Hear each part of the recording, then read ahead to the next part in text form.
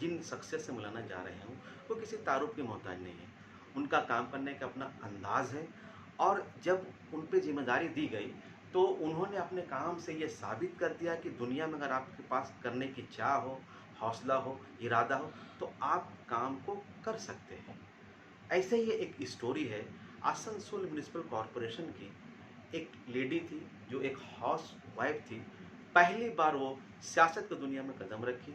जब सियासत की दुनिया में वो कदम रखी तो लोगों ने उन्हें आंखों में बैठाया और उसके बाद वो कामयाब हुई, काउंसलर बनी और काउंसलर बनने के बाद ममता बनर्जी ने उसे एक जिम्मेदारी आयद की और वो भी जिम्मेदारी बहुत बड़ी जिम्मेदारी, उसे आसनसोल म्युनिसिपल कॉरपोरेशन का डिप्टी मेयर बनाया गया। डिप्टी मेयर बनने के बाद उन्होंने जो काम की, उस कामों की तो बहुत सारी फहरिस्त है, उसके बारे तो हम लोग घंटों भर बात कर सकते हैं। मैं ये चाहता हूँ कि आप लोगों से उनसे मुलाकात कराऊँ और ये समझने की कोशिश करें कि अगर आपके अंदर करने की चाह है, आप इरादा रखते हैं, फिर दुनिया की कोई ताकत भी आपको काम करने से रोक नहीं सकती है। अगर हम उनका जिस वार्ड से ताल्लुक़ है वो वार्ड नंबर 63 है। अगर 63 नंबर वार्ड की हम लोग बात करें तो इससे पहले हम लोगों ने देखा न्यूज़ की दुनिया में कुछ ऐसी बातें नहीं थी। लेकिन जब आप आज जाओगे उस वार्ड का आप दौरा करोगे तो वहाँ पे क्या नहीं है। स्कूल के मसला हो वो हल की गई है, लाइब्रेरी का मसला वो हल किया गया है, बच्चों का मुकाबला ज़ाती जो इम्तहानात होते हैं उसके मसाइल को हल किए गए हैं, नक्काशी की गई है, लाइट का काम किया गया, इस तरह बहुत सारे काम हैं। आइए आपसे मुलाकात कराता हूँ deputy mayor Asansol municipal corporation Tabassum Ara से और ख़ुद उनके बारे जानता हूँ कि उस वक्त से लेकर अब तक का सफ़र, उसमें क्या तलखियाँ थी, क्या खटास था और क्या मिठास था और मुस्तकबिल में फिर वो क्या इरादा रखती हैं सियासत को लेकर। मैडम, सबसे पहले वेलकम आपका। आप जब ज़िंदगी में पहली बार जीती थी तो आपको यकीन था कि आप इलेक्शन में कामयाब हो पाओगे? जी नहीं, हम जब इलेक्शन में खड़े हुए थे तो उम्मीद तो थी कि आगे मुझे कामयाबी मिलेगी, थोड़ा सा डर भी था, लेकिन सबका साथ था मेरे पास और अल्लाह का भरोसा था। यही मेरे लिए बहुत बड़ी है। अगर किसी कोई काम करने की चाहत हो तो आपको कामयाबी ज़रूर मिलेगी। तो मैं अपने सबसे पहले हम अपने अल्लाह का शुक्रिया अदा करें कि हमारी हिम्मत के लिए, हौसला अफजाई के लिए मेरे तमाम वार्ड के लोगों ने मेरी बहुत हौसला अफजाई की, उनका भी मैं शुक्रिया अदा करूँगी। आप जब इलेक्शन में आई उसके बाद हम लोगों ने देखा कि आप जीती भी और उसके बाद ममता बनर्जी ने आप पर एक बड़ी जिम्मेदारी आई थी। जब ये खबर आपको मालूम हुआ तो उस वक्त का लम्हा कैसा था? देखिए, उस वक्त का लम्हा मेरे लिए बहुत ही कीमती था। अगर किसी को इतनी बड़ी जिम्मेदारी मिल जाए, जो एक तो हाउस वाइफ थी, इलेक्शन में भी खड़ी हुई और जीत भी गई और इतनी बड़ी जिम्मेदारी मिली, ये समझिए अल्लाह का तरफ से मेरा एक तोहफा मिला, एक करम था और सब बड़े छोटों की दुआ थी। ये मेरे लिए उस दिन का दिन आज भी मुझे याद आता है, वो पल कि उस दिन बहुत बड़ी दिन थी। इसके लिए मैं सबसे पहले हम अपनी वज़ीर आला ममता बनर्जी की भी तहे दिल से शुक्रिया अदा करती हूँ कि उन्होंने मुझे इस काबिल समझा और इतनी बड़ी जिम्मेदारी दी। इसके लिए मैं उनको भी तहे दिल से शुक्रिया अदा करती हूँ और तमाम लोगों का भी मैं शुक्रिया अदा करती हूँ कि उनकी दुआओं से मैं आज इस कामयाबी तक पहुँची। आप यहाँ तक आए, हम लोगों ने देखा कि आपको यहाँ तक लाने में और कामयाबी की मनाजिल को तय कराने में आपके हस्बैंड का भी बहुत अहम रोल था। शाना बशाना हर कदम पे आपका साथ निभाते हुए वो दिखाई दिए। उनके बारे में क्या कहोगे? देखिए, पॉलिटिक्स लाइन में सबसे ज़्यादा मेरे हस्बैंड एमडी असलम और टिंकू पॉलिटिक्स वही करते हैं शुरू से और दिल लगा के करते हैं, बल्कि आज से नहीं। आप लोगों को याद होगा जब हमारी वज़ीर आला ममता बनर्जी सिंगूर की लड़ाई में जब गई थी, उस वक्त हमारे हस्बैंड भी वहीं पर थे, कम उम्र से ही 14 साल की उम्र से ही वो वहाँ पर भी वो बैठे थे। ये बहुत बड़ी बात थी। तो शादी के बाद जब उनके साथ हम जुड़े तो पॉलिटिक्स लाइन से हम उनके साथ जुड़े और मेरा सबसे बड़ा ताकत और सबसे ज़्यादा हिम्मत हमारे शौहर से मिली। ये मेरे लिए बहुत बड़ी बात है। किसी भी अगर लड़की के लिए अगर बाहर निकलना, काम करना और उसके हस्बैंड साथ हो, उसके शौहर साथ हो, पूरे परिवार साथ हो, ये बहुत बड़ी बात है। तो आज मैं जो भी हूँ अपने हस्बैंड के जरिया हूँ, अपने शौहर की बदौलत हूँ। आपका ताल्लुक वार्ड नंबर 63 से है, आप उस वहाँ के काउंसिलर भी हो। जब आप जीत के गई थी तो वहाँ पे क्या सारे मसाइल आपको दिखाई दे, क्या क्या चीज़ नहीं था वहाँ पे? देखिए, वार्ड नंबर 63 में जब हम जीत कर निकले, पहले भी हम देख रहे थे कि यहाँ पर बहुत सी चीज़ों की कमी थी। वहाँ देखा जाए तो ना रोड सही थे, ना ड्रेन थे, ना ही एजुकेशन के मामले में वहाँ पर सही से कुछ था, लाइट भी नहीं था, बहुत से ऐसे मसाइल थे। जीतने के बाद हमने इरादा किया था कि यहाँ पर हम जितना हमसे हो सकेगा, चाहे वो रोड का मामला हो, ड्रेन का मामला हो, कम्युनिटी हॉल का मामला हो, लाइट का मामला या एजुकेशन का मामला, जहाँ तक हमें करने की कोशिश हो सकेगा हम करेंगे। और इंशाअल्लाह हमने वो सारे काम किए, और भी बहुत काम बाकी है। उम्मीद करती हूँ आने वाले दिनों में भी मैं इससे ज़्यादा काम करके दिखाऊंगी, और मैंने बहुत से ऐसे काम किए। आपने कहा कि एजुकेशन का मामला में आपने बहुत सारे काम किए हैं, क्या काम किया आप? जी कि एजुकेशन के मामला में सबसे पहला काम है हमारा कादरिया करीमिया APJ अब्दुल कलाम एकेडमी। इस लाइब्रेरी है, ये लाइब्रेरी हमने बनवाए थे सेल से बनवाए थे 8 लाख रुपए की फंड से। अब्दानिया मस्जिद के वहाँ कुछ ज़मीन दी थी, वहाँ कम्युनिटी के लोगों ने, हमने वो लाइब्रेरी बनवाए। उन लोगों का भी मैं तहे दिल से शुक्रिया अदा करूँगी, मेरे इस लाइब्रेरी बनाने में उन लोगों ने हेल्प किया। अहमद भाई का भी मैं शुक्रिया अदा करूँगी, उन्होंने लाइब्रेरी बनाने में हेल्प किया। इस लाइब्रेरी में मेरा WBSC रेलवे बैंकिंग की तैयारी करते तमाम बच्चे, आदर्श कौम के भी बच्चे हैं, सभी बच्चे इसमें तैयारी करते।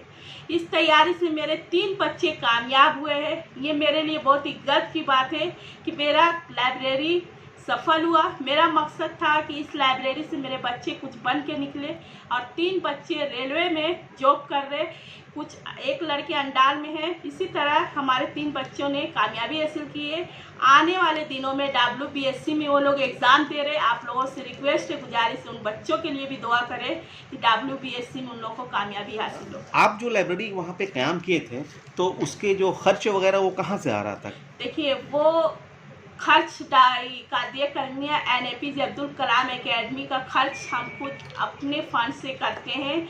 उससे हमें किसी से भी कोई स्टूडेंट से हम 1 रुपया नहीं लेते हैं। इसमें हमारे WBSC के टीचर्स हैं, हम सब टीचर WBSC के रखे हुए हैं, ताकि लोग बच्चों को पढ़ाने में किसी भी तरह का कोई परेशानी, कोई प्रॉब्लम ना हो। फ्री एंड कॉस्ट, कोई पैसा नहीं, कोई कुछ भी नहीं। आप लोग इससे तालीम हासिल करिए और कुछ बन के निकलिए, यही मेरा मकसद है। कादरिया करीमिया APJ अब्दुल कलाम एकेडमी का मकसद है। आपके वार्ड में एक स्कूल है मिल्लत हाई स्कूल, उसके लिए क्या किया आपने?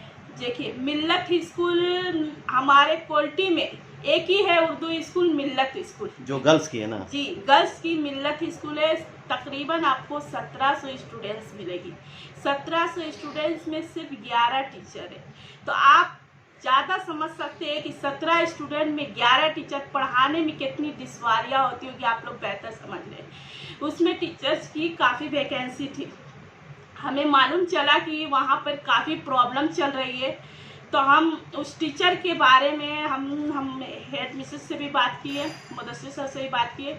उन टीचर को लेकर हम वैकेंसी को लेकर हमारे minister Parthu Chatterjee education minister के पास गए। इन टीचर्स की बहाली के लिए हमने उनसे दरख्वास्त की, अपील की, और उन्होंने हमारे इस गुजारिश और अपील को तुरंत उनको साइन करके तुरंत हमारे 3 टीचर वहाँ पर आए।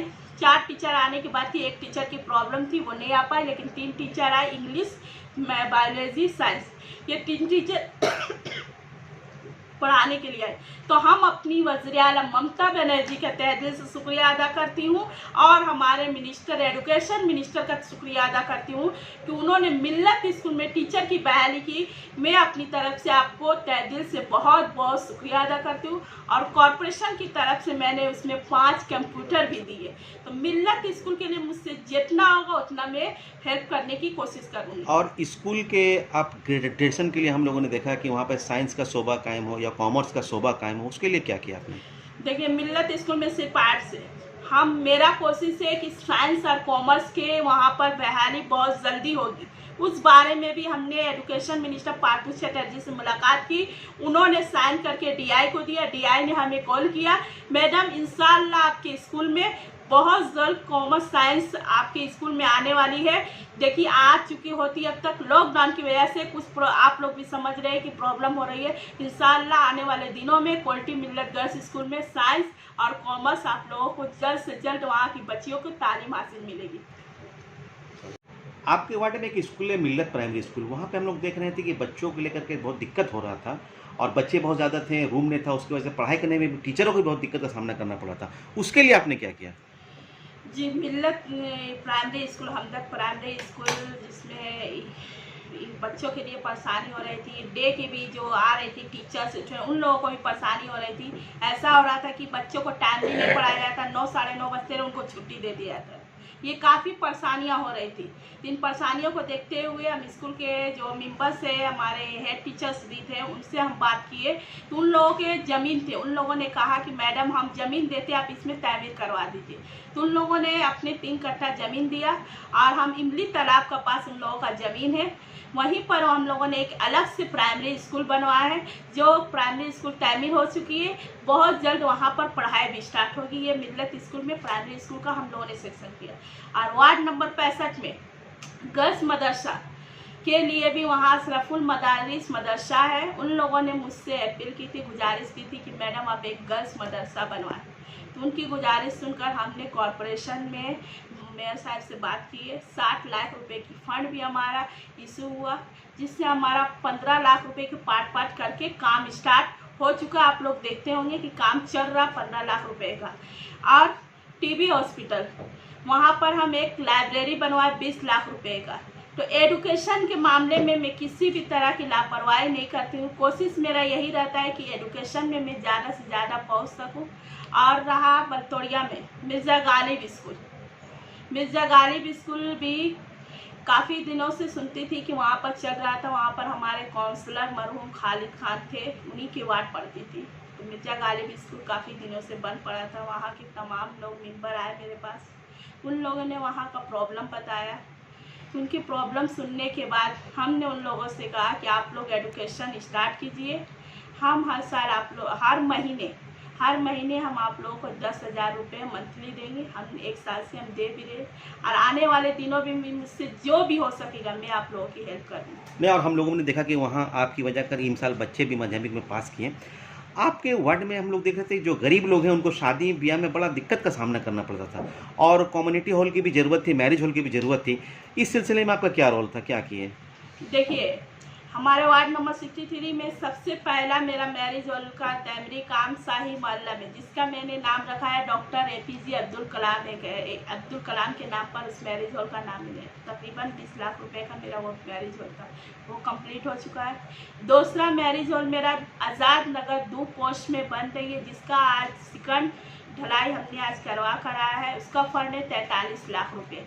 तीसरा कम्युनिटी हॉल बन रहा मेरा है वहाँ कुबा मस्जिद में, वो तकरीबन 28 लाख रुपए का है। चौथा हम बनाने की प्रोसेस में है मेरा टीबी हॉस्पिटल में, एक प्रोसेस है मेरा सियालडांगा में। अदर्स कॉम के लिए भी हमें चाहिए एक कम्युनिटी हॉल।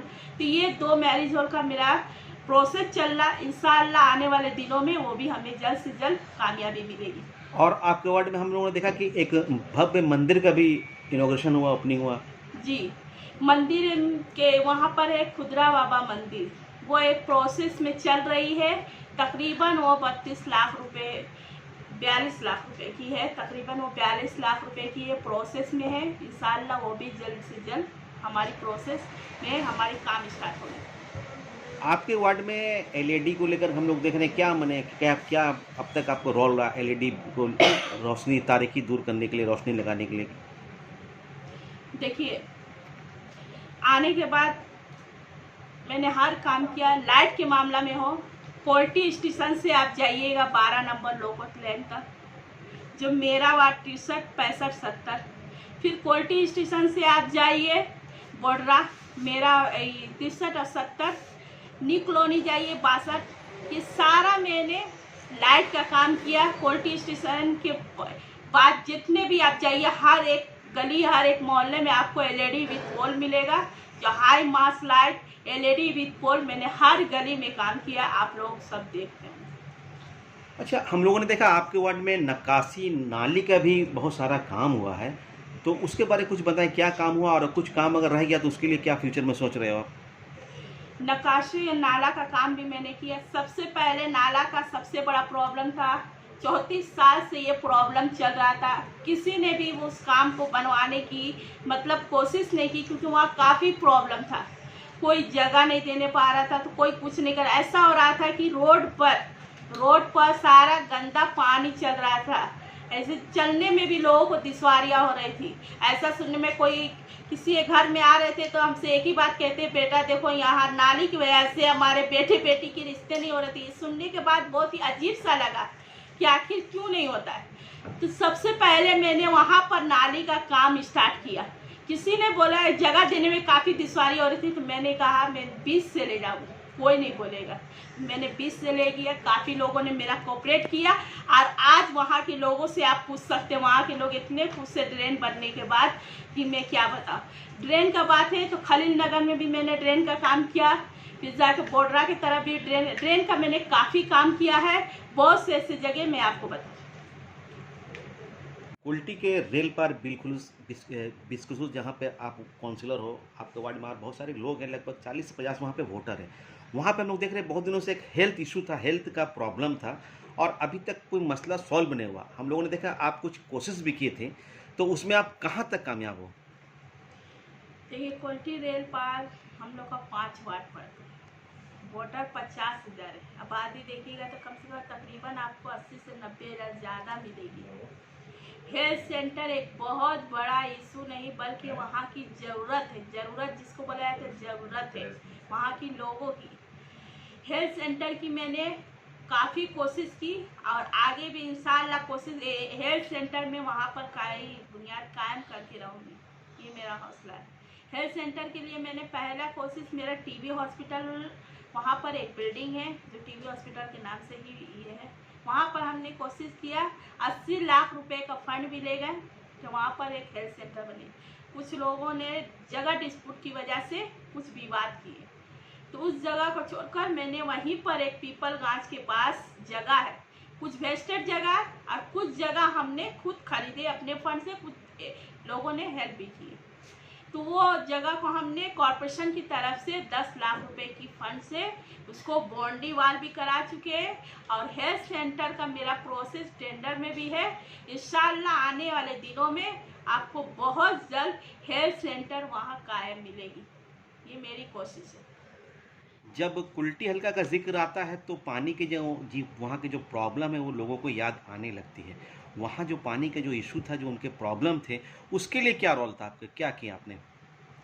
तो कुल्टी में सबसे बड़ा पानी का मसला बहुत दिनों से, काफ़ी दिनों से चल रही थी। 2016 में असेंबली इलेक्शन, हमारे विधानसभा इलेक्शन हो रहा था। असेंबली इलेक्शन में हमारी वज़ीर आला ममता बनर्जी आई, स्टेज पे ही खड़ा थी। स्टेज पर हम भी थे, हमारे विधायक साहब भी थे, हमारे मंत्री साहब भी थे। उन्होंने उसी स्टेज पर कुल्टी के आवाम को वादा किया कि आप हमें वोट दें, हम आपको पानी देंगे। बल आज उन्होंने अपना वादा पूरा किया। मैं इसके लिए भी कुल्टी के तमाम आवाम की तरफ से भी और अपनी वज़ीर आला को तहे दिल से शुक्रिया अदा करूंगी कि उन्होंने पानी का वादा पूरा किया। आज मेरे वार्ड में भी, वार्ड नंबर 63 में टीबी हॉस्पिटल में पानी टंकी हमने एक तामीर करवाई। आज आपको घर घर आप जाके देखिए, हाउस कनेक्शन हो चुका है, बहुत से घरों में पानी भी मिल रही है। तो ये हमारे लिए बहुत बड़ी बात है कि हमारी वज़ीर आला ममता बनर्जी जो बोलती है, जो वादा करती है, वो पूरा करती है और उन्होंने पूरा किया। इसके लिए मैं वज़ीर आला ममता बनर्जी को भी तहे दिल से शुक्रिया अदा करते हैं। और मैं एक मैसेज देना चाहूँगी, पानी कनेक्शन जो डोर टू डोर कनेक्शन हो रहा है, इससे हमारे रोड कुछ ख़राब हो चुके हैं। इससे लोगों को किसी भी तरह, काफ़ी लोगों को परेशानी भी हो रही है। तो उन तमाम लोगों को मैं एक ही मैसेज देना चाहूँगी कि आप लोग घबराए नहीं, परेशान नहीं हो। हाउस कनेक्शन हमारा जब तक डोर टू डोर ख़त्म नहीं हो जाता, तब तक हम लोग कैसे रोड का काम कर सकते हैं। इंशाल्लाह आने वाले दिनों में हमारा हाउस कनेक्शन का काम जितना जल्दी ख़त्म होगा इस महीने में, इसी महीने में ही हम रोड का काम जल्द से जल्द करवा देंगे। तो आप लोगों को एक बार फिर से मेरी तरफ से बहुत बहुत शुक्रिया। वज़ीर आला ममता बनर्जी का बहुत बहुत शुक्रिया। हमारे तमाम लोगों का बहुत बहुत शुक्रिया। आसनसोल म्यूनिसिपल कॉरपोरेशन अपने वजूद के बाद अब इख्तितामी मराहिल में 1 से 1.5 महीने के बाद इस बोर्ड की वजूद ख़त्म हो जाएगी। ऐसी कुछ काम जो आपके दिल में ख्वाहिश हो कि अगर लोगों ने फिर मौका दिया तो फिर उस काम को आप करना चाहोगे? जी, आसनसोल म्यूनिसिपल कॉरपोरेशन के डिप्टी मेयर बनने के बाद हमने काफ़ी काम किया। 1 महीना का वक्त बचा हुआ है, इसमें भी मेरा कोशिश जारी है। आने वाले दिनों में जितना हो सकेगा मैं करूँगी। अगर फिर से मैं दोबारा अगर लोगों ने मुझे यहाँ तक दोबारा चुनकर भेजेंगे तो आने वाले दिनों में मेरी ख्वाहिश से बड़े बड़े काम करने की। पहला है मेरा बड़ा काम जो हमारे कोल्टी रेलवे स्टेशन के पास आप लोगों को काफ़ी दुश्वारी, काफ़ी परेशानी होती है। वहाँ पर लोगों को वहाँ अच्छे कोई डॉक्टर नहीं आते, कोई अच्छी मतलब काफ़ी परेशानी होती है। मेरा यही रहेगा अगला काम वहाँ पर ब्रिज का काम करवाने की। ये बहुत बड़ा काम है, इसमें काफ़ी लोगों की मुझे मदद भी चाहिए, हेल्प भी चाहिए। इस काम को मैं करने की पूरी कोशिश करूँगी। और एक इशू है बेरोजगारी भी, उसके बारे में क्या सोच रहे हैं आप? तो बेरोजगारी तो पूरा हमारे हिंदुस्तान में ही है और कोल्टी शहर में भी है। बेरोजगारी के लिए हम कोशिश करेंगे कि छोटी छोटी जैसे कोई भी कारखाना कहीं पर भी हो हम उसको कोल्टी शहर में लाएं। वहाँ के लोगों के जितने भी हमारे यंग जनरेशन है बेरोजगार उनको रोजगारी दे सके। कोल्टी में देखिए आने के बाद मेरी ख्वाहिश है कि दोबारा अगर मैं आऊँ तो कोल्टी में मैं ITI कॉलेज कायम करूँ, ये मेरा एक सपना है। दूसरा है रविंदर भवन जो कोल्टी के लोगों के लिए बहुत ज़रूरत है, उसको भी मैं इंशाअल्लाह आने के बाद ये कोशिश करूँगी। और फायर ब्रिगेड का काम, फायर ब्रिगेड का मेरा प्रोसेस सब कुछ हो चुका है। हमारे वज़ीर आला ममता बनर्जी का मैं तहे दिल से शुक्रिया अदा करूँगी। उन्होंने फायर ब्रिगेड का काम के लिए हम गए थे अपने बॉबी फराद हाकिम के पास, उनसे साइन करवाए। तुरंत उन्होंने फायर ब्रिगेड सेक्रेटरी को दिया, तुरंत वो काम भी हुए, इंक्वायरी भी हो चुकी है, सारा काम हो चुका है। कुल तोड़ा का पास हमारे BLRO ऑफिस है, वहीं के पास बगल में 18 बीघा तक ज़मीन है। वहीं पर हमारे फायर ब्रिगेड का काम आने वाले दिनों में आप लोगों को जल्द से जल्द वो काम आप लोगों को नज़र आएगी। चलते चलते आखिर में क्वेश्चन ये करूँगा कि ये जो 5 साल बीतने वाला है, आपकी सियासी सरगर्मियाँ मौजूद बहस रही, आपने बहुत सारे काम किए, कुछ खट्टे मीठे यादें भी होंगे। इतने जो सारे आप लोगों ने काम किया, इनमें किन लोगों का सपोर्ट मिला? देखिए 5 सालों का वक्त बहुत ही अच्छा से गुजरा, बहुत ही नोक झोंक बहुत कुछ हुए, लेकिन उन सब चीज़ों से मुझे कोई तकलीफ़ नहीं है। तमाम जितने नेता है, तमाम जितने लोग हैं, उन सब का दुआ है, आशीर्वाद है कि आज मैं ये सारे काम कर सकी। तमाम नेताओं को भी मैं तहे दिल से शुक्रिया अदा करूँगी कि उन लोगों ने मेरा काफ़ी सपोर्ट किया, काफ़ी मेरा साथ दिया। और मैं तमाम खासकर अपने वार्ड 63 की तमाम जितने लोग हैं उनका मैं शुक्रिया अदा करूँगी। उन लोग मुझसे इतना प्यार इतना मोहब्बत करते हैं कि आज मैं यहाँ तक पहुँची। और तमाम आसनसोल के लोग भी मुझसे उतना ही मोहब्बत दुआ आशीर्वाद देते हैं कि आज मैं यहाँ तक पहुँची। और सबसे बड़ा तो मैं अपनी वज़ीर आला ममता बनर्जी का तहे दिल से शुक्रिया अदा करूँगी कि मैं उनकी एक सिपाही हूँ, छोटी सिपाही हूँ, जो मैं ये काम कर सकी। क्योंकि ममता बनर्जी सिर्फ और सिर्फ उनका एक ही काम है, लोगों के साथ जुड़ना, लोगों को हेल्प करना। तो आज जो मैं ये सारा काम कर सकी हूँ तृणमूल कांग्रेस की बदौलत में कर सकी हूँ। और जितना भी आने वाले दिनों में जो काम होगा वो TMC तृणमूल कांग्रेस की बदौलत होगा और हमारी नेत्री ममता बनर्जी की बदौलत होगा। तो मुझे गर्व है कि मैं ममता बनर्जी की सिपाही हूँ। तो आने वाले दिनों में मैं ये सारे कामों को मैंने पूरा किया और आने वाले दिनों में मैंने जितने काम सोचा है इंशाअल्लाह ज़रूर हमारी वज़ीर आला ममता बनर्जी इन कामों को करने में काफ़ी हमारी मदद करेगी। तो हम तहे दिल से अपनी वज़ीर आला ममता बनर्जी का बहुत बहुत शुक्रिया अदा कर रही हूँ। चलिए, आपका भी बहुत बहुत शुक्रिया और हम लोगों की दुआएं आपके साथ है। आप इसी तरह आएँ और कौम की खिदमत करते रहें। आपकी शेड्यूल बिजी थी, इसके बाद आपने हम लोगों से बात किया, उसके लिए बहुत बहुत शुक्रिया। Subscribe now and press the bell icon. Never miss an update.